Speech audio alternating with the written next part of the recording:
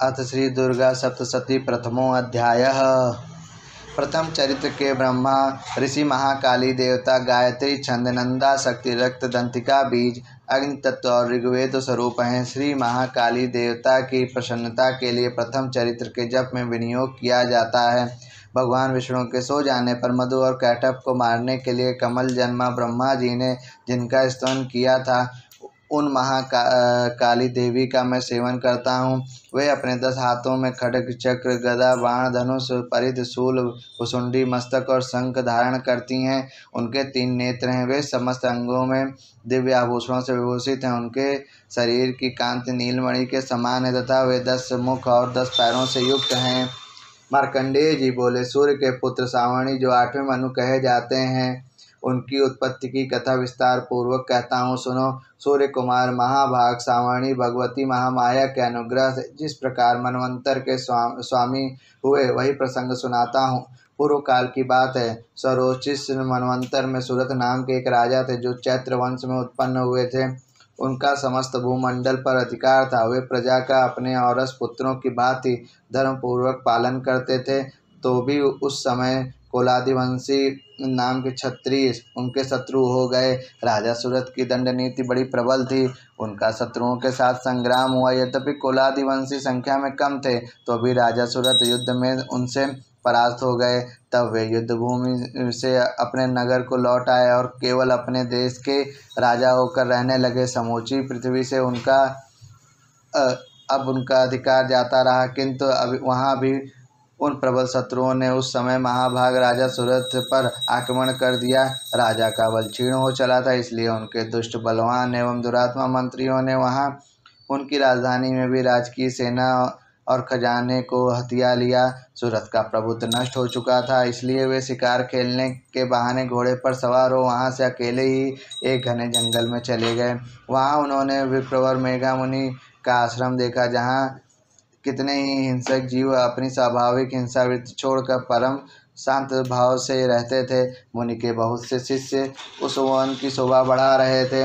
वहां जाने पर मुनि ने उनका सत्कार किया और वे उन मुनि श्रेष्ठ के आश्रम पर इधर उधर विचरते हुए कुछ काल तक रहे। फिर ममता से आकृष्ट चित्त हो कर वहाँ इस प्रकार चिंता करने लगे, पूर्व काल में मेरे पूर्वजों ने जिसका पालन किया था, वही नगर आज मुझसे रहित है। पता नहीं मेरे दुराचारी वित्तगण उसकी धर्मपूर्वक रक्षा करते हैं या नहीं। जो सदा मत की वर्षा करने वाला और सूरवीर था, वह मेरा प्रधान हाथी अब शत्रुओं के अधीन होकर न जाने की किन भोगों को भोगता होगा।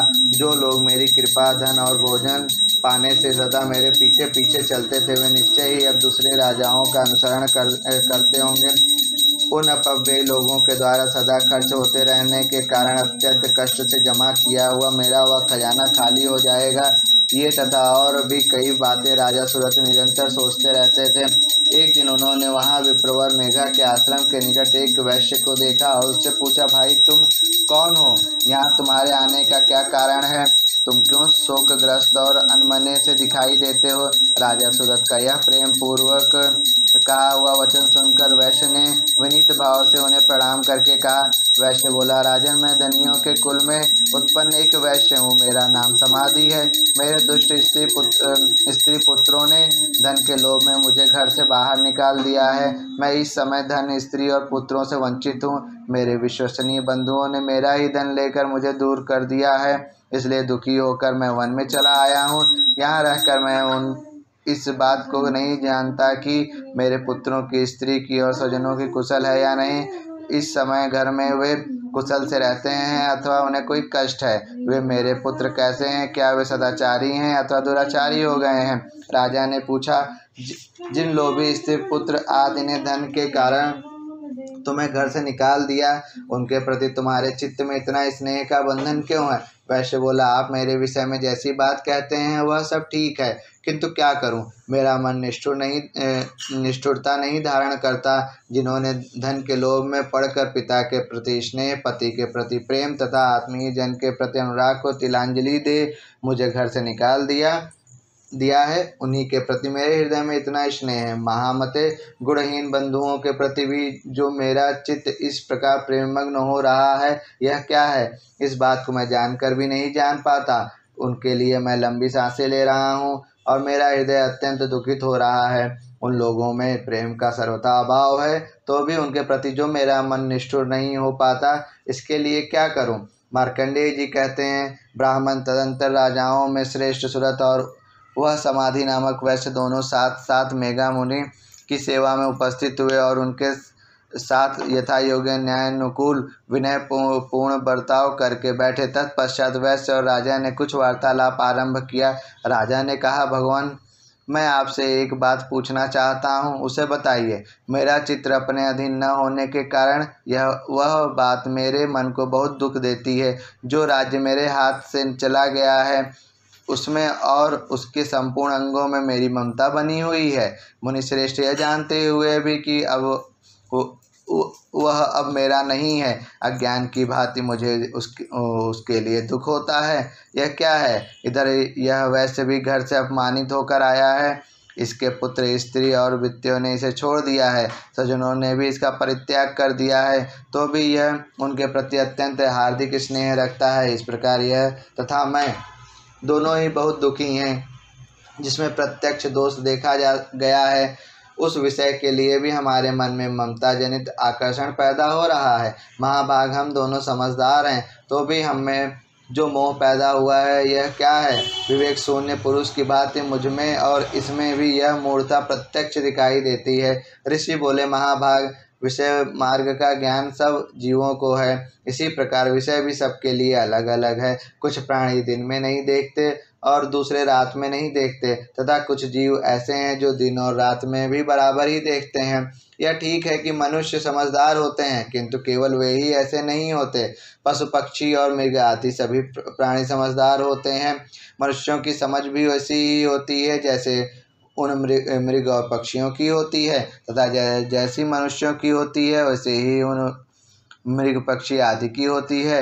यह तथा अन्य बातें भी प्रायः दोनों में समान ही हैं। समझ होने पर भी इन पक्षियों को तो देखो, ये स्वयं भूख से पीड़ित होते हुए भी मोहवश बच्चों की चोंच में कितने चाव से उन अन्न के दाने डाल रहे हैं। नरश्रेष्ठ, क्या तुम नहीं देखते कि ये मनुष्य समझदार होते हुए भी लोभवश अपने किए हुए उपकार का बदला पाने के लिए पुत्रों की अभिलाषा करते हैं?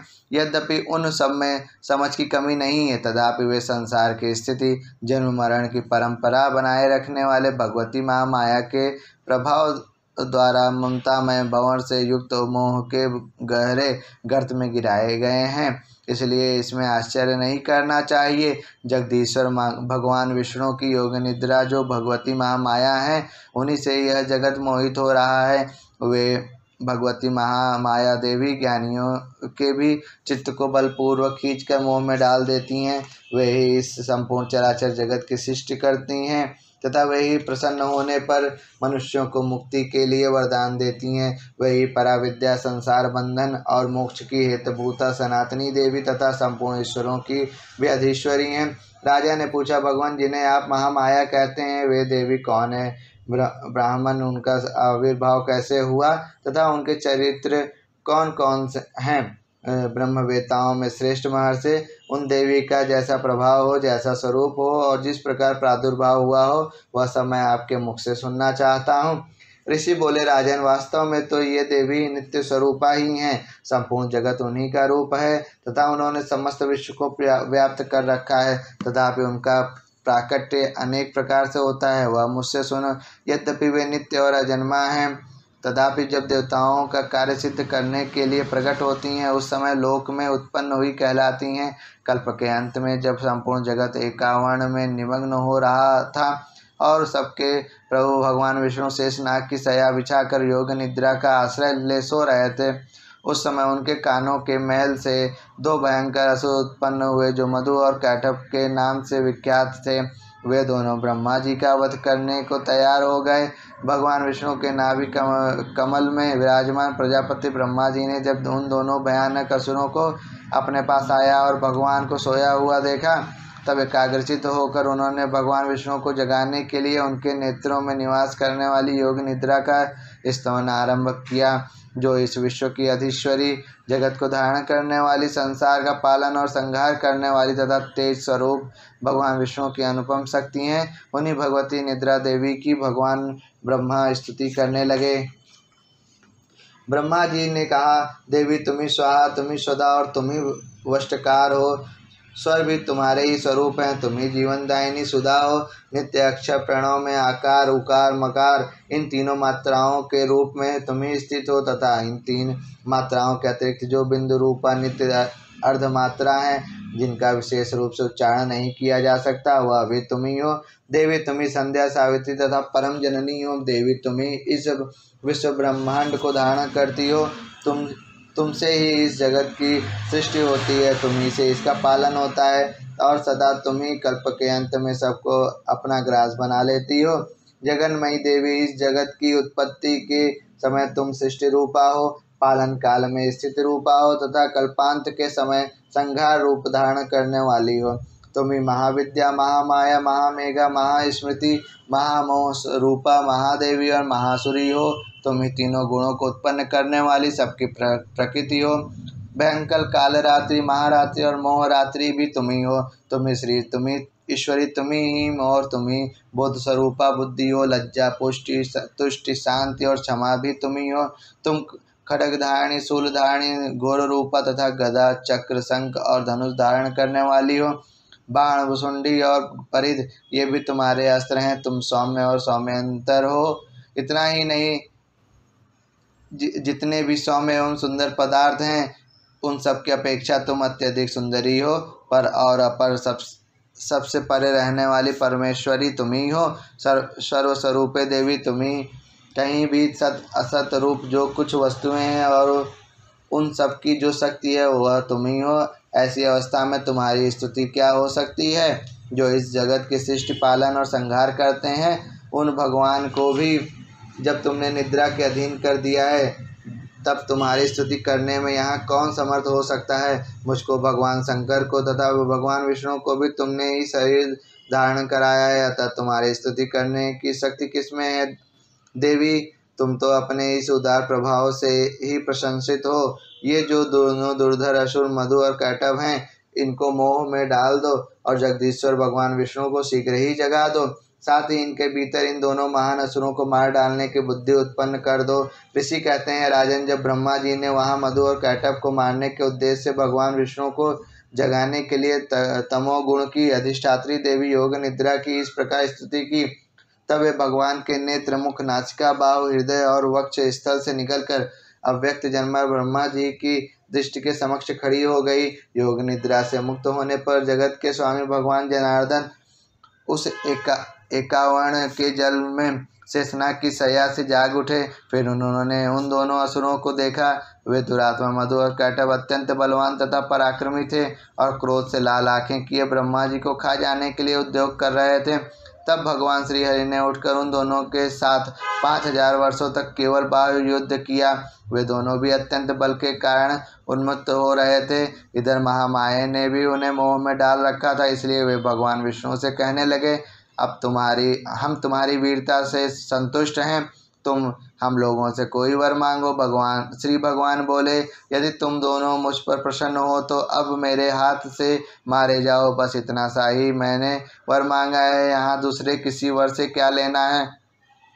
ऋषि कहते हैं, इस प्रकार धोखे में आ जाने पर उन्होंने संपूर्ण जगत में जल ही जल देखा।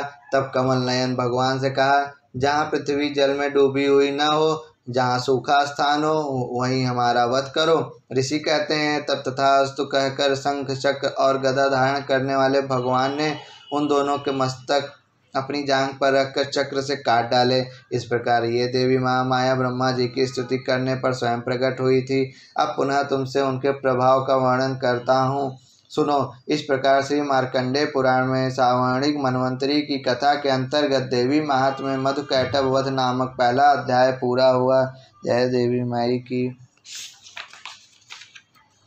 द्वितीय अध्याय, देवताओं के तेज से देवी का प्रादुर्भाव और महिषासुर की सेना का वध। ओम मध्यम चरित्र के विष्णु ऋषि महालक्ष्मी देवता उष्णिक छंद शाकंभरी शक्ति दुर्गा बीज वायु तत्व और यजुर्वेद स्वरूप हैं। श्री महालक्ष्मी की प्रसन्नता के लिए मध्यम चरित्र के पाठ में इसका विनियोग है। मैं कमल के आसन पर बैठी हुई प्रसन्न मुख वाली महिषासुर मर्दिनी भगवती महालक्ष्मी का भजन करता हूँ, जो अपने हाथों में अक्षमाला फरसा गदा बाण वज्र पद्म धनुष कुंडिका दंड शक्ति खड्ग ढाल शंख घंटा मधुपात्र शूल पास और चक्र धारण करती हैं।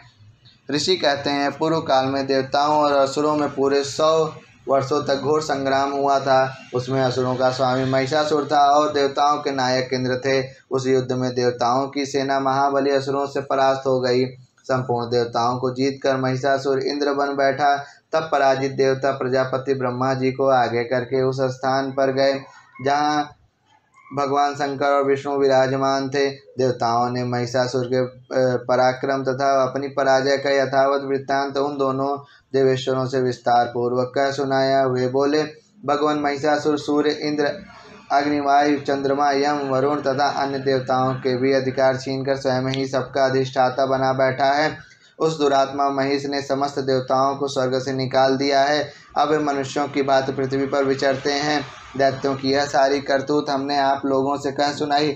अब हम आपकी ही शरण में आए हैं, उनके वध का कोई उपाय सोचिए।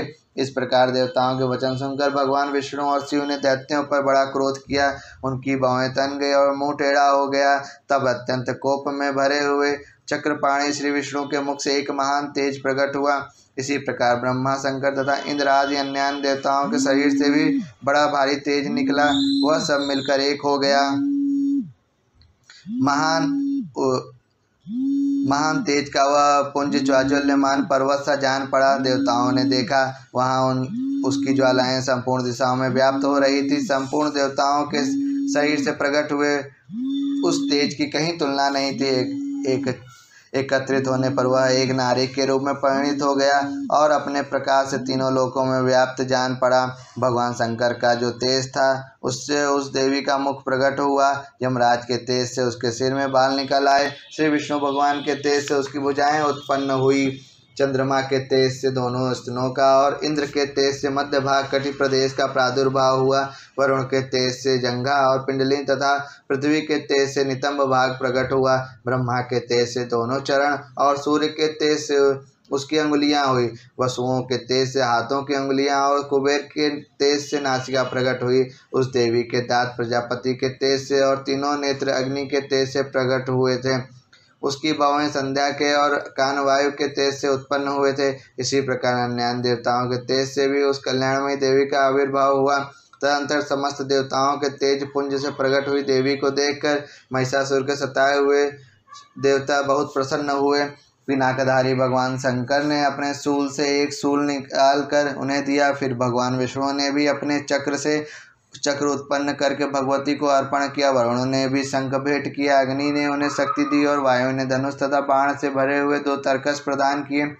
सहस्त्र नेत्रों वाले देवराज इंद्र ने अपने वज्र से वज्र उत्पन्न करके दिया और ऐरावत हाथी से उतार कर एक घंटा भी प्रदान किया। यमराज ने काल दंड से दंड, वरुण ने पास, प्रजापति ने स्फटिकाक्ष की माला तथा ब्रह्मा जी ने कमंडलू भेंट किया।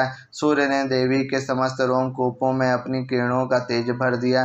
काल ने उन्हें चमकती हुई ढाल और तलवार दी। क्षीर समुद्र ने उज्ज्वल हार तथा कभी जीर्ण न होने वाला 2 दिव्य वस्त्र भेंट किया। साथ ही उन्होंने दिव्य चूड़ामणि 2 कुंडल, कड़े उज्ज्वल अर्धचंद्र, सब बाहुओं के लिए केयूर, दोनों चरणों के लिए निर्मल नुपुर, गले की सुंदर हंसली और सब अंगुलियों में पहनने के लिए रत्नों की बनी अंगूठियां भी दी।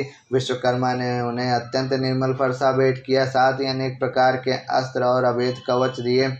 इनके सिवा मस्तक और वक्षस्थल पर धारण करने के लिए कभी न कुमलाने वाले कमलों की मालाएं दी। जलधि ने उन्हें सुंदर कमल का फूल भेंट किया। हिमालय ने सवारी के लिए सिंह तथा भांति भांति के रत्न समर्पित किए। धनाध्यक्ष कुबेर ने मधु से भरा पान पात्र दिया तथा संपूर्ण नागों के राजा शेष ने, जो इस पृथ्वी को धारण करते हैं, उन्हें बहुमूल्य मणियों से विभूषित नागहार भेंट दिया। इसी प्रकार अन्य देवताओं ने भी आभूषण और अस्त्र शस्त्र देकर देवी का सम्मान किया। तत्पश्चात उन्होंने बारंबार अट्टहास पूर्वक उच्च स्वर से गर्जना की। उनके भयंकर नाद से संपूर्ण आकाश गूंज उठा। देवी का वह अत्यंत उच्च स्वर से किया हुआ सिंहनाद कहीं समा न सका। आकाश उसके सामने लघु प्रतीत होने लगा। उससे बड़े जोर की प्रतिध्वनि हुई, जिससे संपूर्ण विश्व में हलचल मच गई और समुद्र कांप उठे, पृथ्वी डोलने लगी और समस्त पर्वत हिलने लगे। उस समय देवताओं ने अत्यंत प्रसन्नता के साथ सिंहवाहिनी भवानी से कहा, देवी तुम्हारी जय हो। साथ ही महर्षियों ने भक्ति भाव से विनम्र होकर उनका स्तवन किया। संपूर्ण त्रिलोकी को क्षोभग्रस्त देख दैत्यगण अपनी समस्त सेना को कवच आदि से सुसज्जित कर हाथों में हथियार ले सहसा उठकर खड़े हो गए। उस समय महिषासुर ने बड़े क्रोध में आकर कहा, यह क्या हो रहा है। फिर वह संपूर्ण असुरों से घिरकर उस सिंहनाद की ओर लक्ष्य करके दौड़ा और आगे पहुंचकर उसने देवी को देखा तो अपनी प्रभा से तीनों लोकों को प्रकाशित कर रही थी। उनके चरणों के भार से पृथ्वी दबी जा रही थी। माथे के मुकुट से आकाश में रेखा सी खींच रही थी तथा वे अपने धनुष की टंकार से सातों पातालों को क्षुब्ध किए देती थी। देवी अपनी हजारों भुजाओं से संपूर्ण दिशाओं को आच्छादित करके खड़ी थी। तदंतर उनके साथ दैत्यों का युद्ध छिड़ गया। नाना प्रकार के अस्त्र शस्त्रों के प्रहार से संपूर्ण दिशाएं उद्भासित होने लगी। त्रिशूर नामक महान असुर महिषासुर का सेनानायक था, वह देवी के साथ युद्ध करने लगा।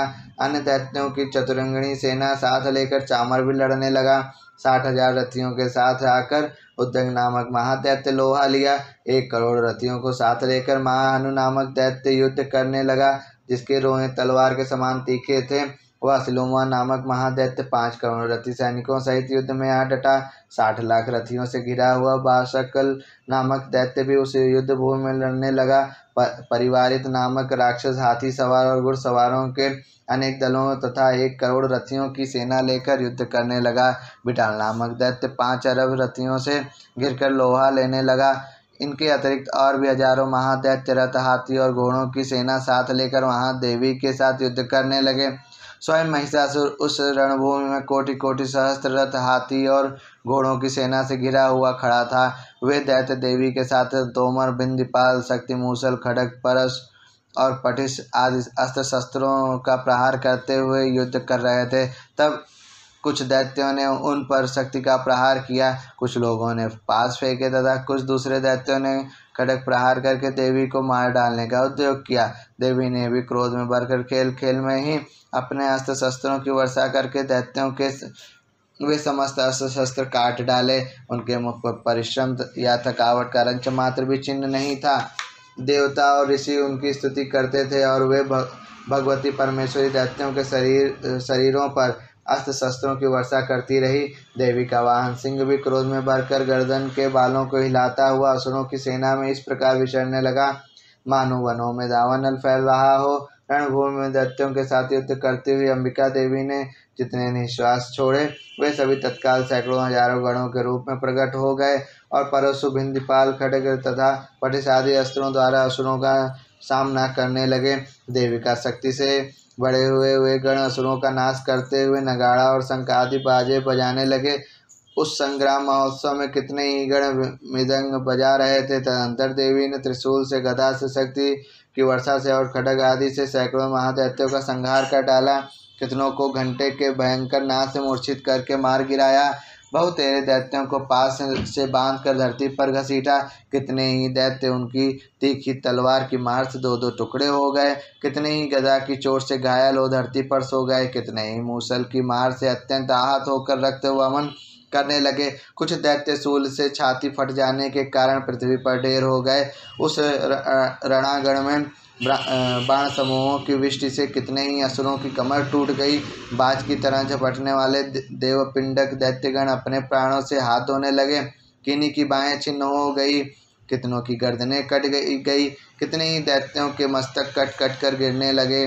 कुछ लोगों के शरीर मध्य भाग में ही विदीर्ण हो गए। कितने ही महादैत्य जांघें कट जाने से पृथ्वी पर गिर पड़े। कितनों को ही देवी ने 1 बाँह, 1 पैर और 1 नेत्र वाले करके 2 टुकड़ों में चीर डाला। कितने ही दैत्य मस्तक कट जाने पर वे गिरकर फिर उठ जाते और केवल धड़ के ही रूप में अच्छे अच्छे हथियार हाथ में ले देवी के साथ युद्ध करने लगते थे। दूसरे कबंध युद्ध के बाजों की लय पर नाचते थे। कितने ही बिना सिर के धड़ हाथों में खड़ग शक्ति और रिष्टि लिए दौड़ते थे तथा दूसरे दूसरे महादैत्य ठहरो ठहरो यह कहते हुए देवी को युद्ध के लिए ललकारते थे। जहाँ वह घोर संग्राम हुआ था वहाँ की धरती देवी के गिराए हुए रथ, हाथी, घोड़े और असुरों की लाशों से ऐसी पट गई थी कि वहाँ चलना फिरना असंभव हो गया था। दैत्यों की सेना में हाथी, घोड़े और असुरों के शरीर से इतनी अधिक मात्रा में रक्तपात हुआ था कि थोड़ी ही देर में वहाँ खून की बड़ी बड़ी नदियाँ बहने लगी। जगदम्बा ने असुरों की विशाल सेना को क्षण भर में नष्ट कर दिया। ठीक उसी तरह जैसे तृण और काठ के भारी ढेर को आग कुछ ही क्षणों में भस्म कर देती है, और वह सिंह भी गर्दन के बालों को हिला हिलाकर जोर जोर से गर्जना करता हुआ दैत्यों के शरीरों से मानो उनके प्राण चुन लेता था। वहाँ देवी के गणों ने भी उन महादैत्यों के साथ ऐसा युद्ध किया जिससे आकाश में खड़े हुए देवतागण उन पर बहुत संतुष्ट हुए और फूल बरसाने लगे। इस प्रकार श्री मार्कंडेय पुराण में सावर्णिक मन्वंतरी की कथा के अंतर्गत देवी महात्म्य में महिषासुर की सेना का वध नामक दूसरा अध्याय पूरा हुआ। तृतीय अध्याय सेनापतियों सहित महिषासुर का वध। जगदम्बा के श्रीअंगों की कांति उदय काल के सहस्त्र सूर्यों के समान है। वे लाल रंग की रेशमी साड़ी पहने हुए हैं। उनके गले में मुंडमाला शोभा पा रही है। दोनों स्तनों पर रक्त चंदन का लेप लगा है। वे अपने कर कमलों में जपमालिका, विद्या और अभय तथा वर नामक मुद्राएं धारण किए हुए हैं। तीनों नेत्रों से सुशोभित मुखार बिंदु की बड़ी शोभा हो रही है। उनके मस्तक पर चंद्रमा के साथ ही रत्नमय मुकुट बंधा है तथा वे कमल के आसन पर विराजमान है। ऐसी देवी को मैं भक्ति पूर्वक प्रणाम करता हूँ। ऋषि कहते हैं, दैत्यों की सेना को इस प्रकार तहस नहस होते देख महादैत्य सेनापति चिछोर क्रोध में भरकर अंबिका देवी से युद्ध करने के लिए आगे बढ़ा। वह असुर रणभूमि में देवी के ऊपर इस प्रकार बाणों की वर्षा करने लगा जैसे बादल मेरुगिरी के शिखर पर पानी की धार बरसा रहा हो। तब देवी ने अपने बाणों से उसके बाण समूहों को अनायास ही काटकर उसके घोड़ों और सारथियों को भी मार डाला। साथ ही उसके धनुष तथा अत्यंत ऊंची ध्वजा को भी तत्काल काट गिराया। धनुष कट जाने पर उसके अंगों को अपने बाणों से बींध डाला। धनुष, रथ, घोड़े और सारथी के नष्ट हो जाने पर वह असुर ढाल और तलवार लेकर देवी की ओर दौड़ा। उसने तीखी धार वाली तलवार से सिंह के मस्तक पर चोट करके देवी की भी बाईं भुजा में बड़े वेग से प्रहार किया। राजन, देवी की बाह पर पहुंचते ही वह तलवार टूट गई। फिर तो क्रोध से लाल आंखें करके उस राक्षस ने शूल हाथ में लिया और उसे उस महादैत्य ने भगवती भद्रकाली के ऊपर चलाया। वह शूल आकाश से गिरते हुए सूर्यमंडल की भांति अपने तेज से प्रज्वलित हो उठा। अब उस शूल को अपनी ओर आते देख देवी ने भी शूल का प्रहार किया। उससे राक्षस के शूल के सैकड़ों टुकड़े हो गए। साथ ही महादैत्य चिछोर की भी धज्जियां उड़ गई। वह प्राणों से हाथ धो बैठा। महिषासुर के सेनापति उस महापराक्रमी चिछोर के मारे जाने पर देवताओं को पीड़ा देने वाला चामर हाथी पर चढ़ कर आया। उसने भी देवी के ऊपर शक्ति का प्रहार किया, किंतु जगदम्बा ने उसे अपने हुंकार से ही आहत एवं निष्प्रभ करके तत्काल पृथ्वी पर गिरा दिया। शक्ति टूटकर गिरी हुई देख चामर को बड़ा क्रोध हुआ। अब उसने शूल चलाया, किंतु देवी ने भी उसे भी अपने बाणों द्वारा काट डाला। इतने में ही देवी का सिंह उछलकर हाथी के मस्तक पर चढ़ बैठा। उस दैत्य के साथ खूब जोर लगाकर वायुयुद्ध करने लगा। वे दोनों लड़ते लड़ते हाथी से पृथ्वी पर आ गए और अत्यंत क्रोध में भरकर एक दूसरे पर बड़े भयंकर प्रहार करते हुए लड़ने लगे। तदंतर सिंह बड़े वेग से आकाश की ओर उछला और उधर से गिरते हुए उसने पंजों की मार से चामर का सिर धड़ से अलग कर दिया। इसी प्रकार उद्यंग में भी शिला और वृक्ष आदि की मार खाकर रणभूमि में देवी के हाथ से मारा गया तथा कराल भी दांतों, मुक्कों और थप्पड़ों की चोट से धराशायी हो गया। क्रोध में भरी हुई देवी ने गदा की चोट से उद्यत का कचुम्बर निकाल डाला। बिंदपाल से वासकल को तथा बाणों से ताम्र और अंधक को मौत के घाट उतार दिया। 3 नेत्रों वाली परमेश्वरी ने भी त्रिशूल से उग्राशय, उग्रवीर्य तथा महाहनु नामक दैत्यों को मार डाला। तलवार की चोट से विडाल के मस्तक को धड़ से काट गिराया। दुर्धर और दुर्मुख इन दोनों की भी अपने बाणों से यमलोक को भेज दिया। इस प्रकार अपनी सेना का संहार होता देख महिषासुर ने भैंसे का रूप धारण करके देवी के गणों को त्रास देना आरंभ किया। किन्हीं को तुथून से मारकर, किन्हीं के ऊपर खुरों का प्रहार करके, किन्हीं को पूंछ से चोट पहुंचाकर, कुछ को सींगों से विदीर्ण करके, कुछ गणों को वेग से, किन्हीं को सिंहनाद से, कुछ को चक्कर देकर और कितनों को निश्वास वायु के झोंके से धराशायी कर दिया। इस प्रकार गणों की सेना को गिराकर वह असुर महादेवी के सिंह को मारने के लिए झपटा। इससे जगदम्बा को बड़ा क्रोध हुआ। उधर महापराक्रमी महिषासुर भी क्रोध में भरकर धरती को खुरों से खोदने लगा तथा अपने सींगों से ऊंचे ऊंचे पर्वतों को उठाकर फेंकने और गर्जने लगा। उसके वेग से चक्कर देने के कारण पृथ्वी क्षुब्ध होकर फटने लगी। उसकी पूंछ से टकराकर समुद्र अब सब ओर से धरती को डुबोने लगे। हिलते हुए सींगों के आघात से विदीर्ण होकर बादलों के टुकड़े टुकड़े हो गए।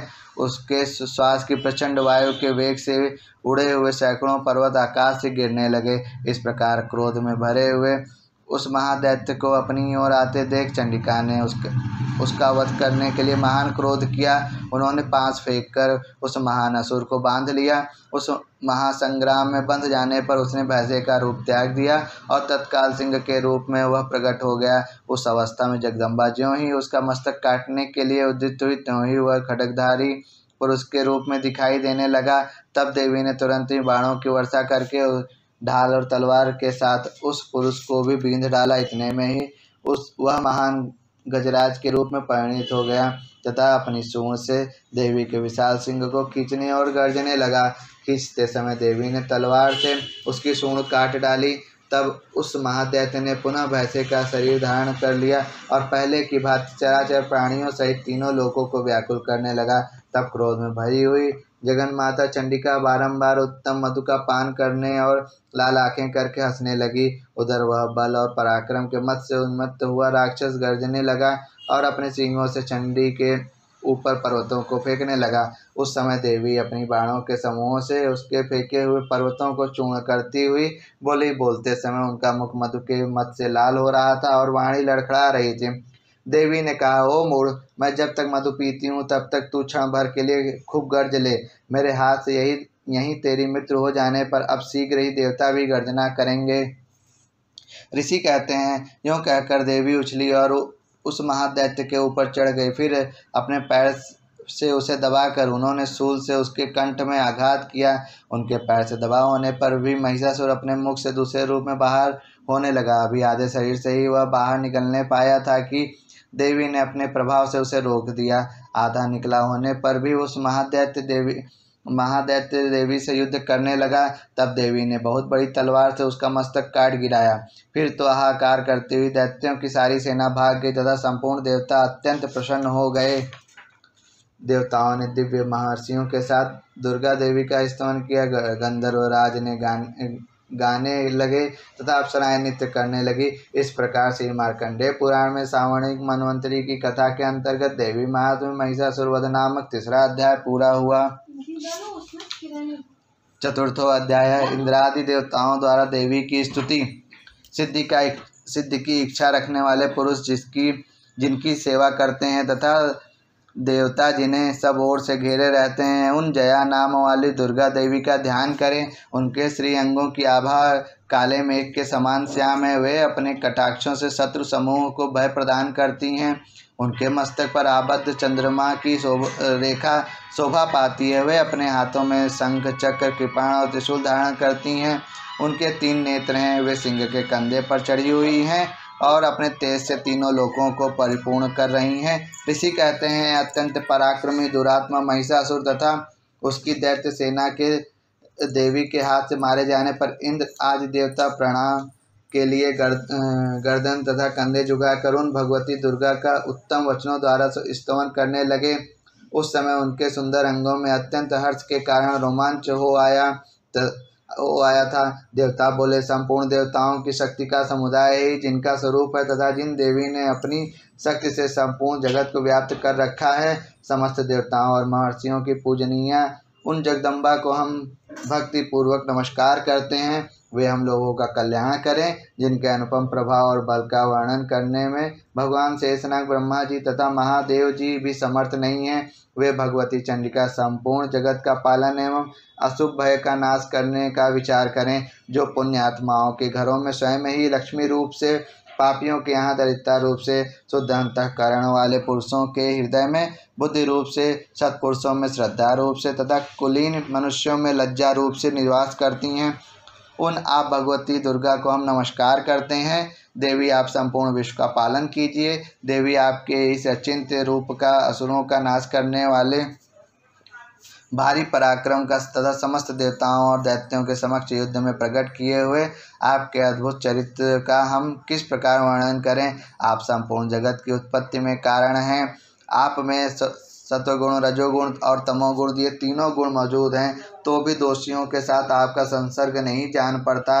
भगवान विष्णु और महादेव जी आदि देवता भी आपका पार नहीं पाते। आप ही सबका आश्रय हैं। यह समस्त जगत आपका अंशभूत है, क्योंकि आप सबकी आदिभूत अव्याकृता परा प्रकृति हैं। देवी संपूर्ण यज्ञों में जिनके उच्चारण से सब देवता तृप्ति लाभ करते हैं, वह स्वाहा आप ही हैं। इसके अतिरिक्त आप पितरों की भी तृप्ति का कारण हैं, अतएव सब लोग आपको स्वधा भी कहते हैं। देवी जो मोक्ष की प्राप्ति का साधन है, अचिंत्य महाव्रत स्वरूपा है, समस्त दोषों से रहित जितेंद्रिय तत्व को ही सार वस्तु मानने वाले तथा मोक्ष की अभिलाषा रखने वाले मुनिजन जिसका अभ्यास करते हैं, वह भगवती पराविद्या आप ही हैं। आप शब्द रूपा हैं। अत्यंत निर्मल ऋग्वेद, यजुर्वेद तथा उद्गीत के मनोहर पदों के पाठ से युक्त सामवेद का भी आधार आप ही हैं। आप देवी त्रयी तीनों वेद और भगवती छहों ऐश्वर्यों से युक्त हैं। इस विश्व की उत्पत्ति एवं पालन के लिए आप ही वार्ता, खेती एवं आजीविका के रूप में प्रकट हुई हैं। आप संपूर्ण जगत की घोर पीड़ा का नाश करने वाली हैं। देवी जिससे समस्त शास्त्रों सार का ज्ञान होता है, वह मेघा शक्ति आप ही हैं। दुर्गम भव सागर से पार उतारने वाली नौका रूप दुर्गा देवी भी आप ही हैं। आपकी कहीं भी आसक्ति नहीं है। कैटव के शत्रु भगवान विष्णु के वक्षस्थल में एकमात्र निवास करने वाली भगवती लक्ष्मी तथा भगवान चंद्रशेखर द्वारा सम्मानित गौरी देवी भी आप ही हैं। आपका मुख मंद मुस्कान से शोभित निर्मल पूर्ण चंद्रमा के बिंब का अनुकरण करने वाला और उत्तम सुवर्ण की मनोहर कांति से कमनीय है, तो भी उसे देखकर महिषासुर को क्रोध हुआ और सहसा उसने उस पर प्रहार कर दिया। यह बड़े आश्चर्य की बात है। देवी वही मुख जब क्रोध से युक्त होने पर उदय काल के चंद्रमा की भांति लाल और तनी हुई भवों के कारण विकराल हो उठा, तब उसे देखकर जो महिषासुर के प्राण तुरंत नहीं निकल गए, यह उससे भी बढ़कर आश्चर्य की बात है, क्योंकि क्रोध में भरे हुए यमराज को देखकर भला कौन जीवित रह सकता है। देवी आप प्रसन्न हो। परमात्मा स्वरूपा आपके प्रसन्न होने पर जगत का अभ्युदय होता है और क्रोध में भर जाने पर आप तत्काल ही कितने कुलों का सर्वनाश कर डालती हैं। यह बात अभी अनुभव में आई है, क्योंकि महिषासुर की यह विशाल सेना क्षण भर में आपके कोप से नष्ट हो गई है। सदा अभ्युदय प्रदान करने वाली आप जिन पर प्रसन्न रहती हैं, वे ही देश में सम्मानित हैं। उन्हीं को धन और यश की प्राप्ति होती है। उन्हीं का धर्म कभी शिथिल नहीं होता तथा वे ही अपने हिष्ट पुष्ट स्त्री पुत्र और वृत्तियों के साथ धन्य माने जाते हैं। देवी आपकी कृपा से पुण्यात्मा पुरुष प्रतिदिन अत्यंत श्रद्धा पूर्वक सदा सब प्रकार के धर्मानुकूल कर्म करता है और उसके प्रभाव से स्वर्गलोक में जाता है। इसलिए आप तीनों लोकों में निश्चय ही मनवांछित फल देने वाली हैं।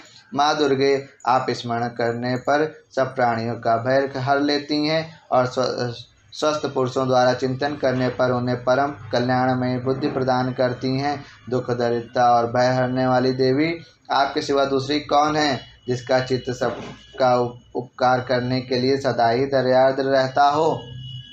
देवी इन राक्षसों के मारने से संसार को सुख मिले तथा ये राक्षस चिरकाल तक नरक में रहने के लिए भले ही पाप करते रहे हों, इस समय संग्राम में मृत्यु को प्राप्त होकर स्वर्गलोक में जाएं। निश्चय यही सोचकर आप शत्रुओं का वध करती हैं। आप शत्रुओं पर शस्त्रों का प्रहार क्यों करती हैं? समस्त असुरों को दृष्टि पात्र मात्र से ही भस्म क्यों नहीं कर देती?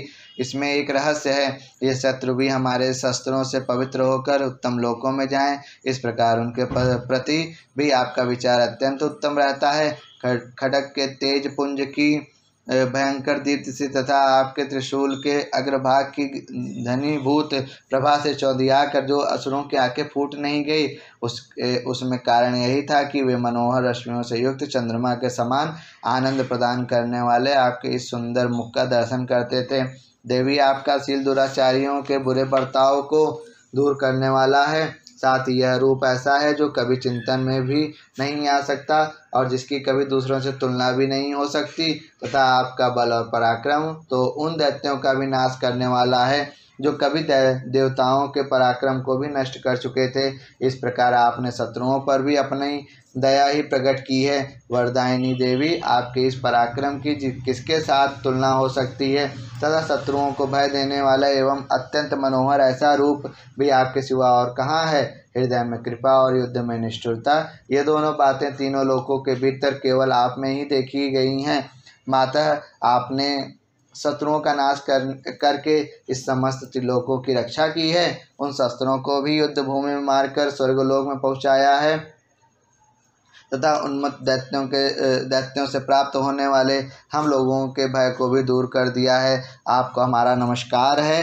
देवी, आप शूल से हमारी रक्षा करें। अंबिके, आप खड्ग से हमारी रक्षा करें तथा घंटा की ध्वनि और धनुष की टंकार से भी हम लोगों की रक्षा करें। चंडिके, पूर्व, पश्चिम और दक्षिण दिशा में आप हमारी रक्षा करें तथा ईश्वरी, अपने त्रिशूल को घुमाकर आप उत्तर दिशा में भी हमारी रक्षा करें। तीनों लोकों में आपके जो परम सुंदर एवं अत्यंत भयंकर रूप विचरते रहते हैं, उनके द्वारा भी आप हमारी तथा इस भूलोक की रक्षा करें। अंबिके, आपके कर पल्लवों में शोभा पाने वाले खड्ग, शूल और गदा आदि जो जो अस्त्र हों, उन सब के द्वारा आप सब ओर से हम लोगों की रक्षा करें। ऋषि कहते हैं, इस प्रकार जब देवताओं ने जगन माता दुर्गा की स्तुति की और नंदन वन के दिव्य पुष्पों एवं गंध, चंदन आदि के द्वारा उनका पूजन किया, फिर सबने मिलकर जब भक्तिपूर्वक दिव्य धूपों की सुगंध निवेदन की, तब देवी ने प्रसन्न वदन होकर प्रणाम करते हुए सब देवताओं से कहा।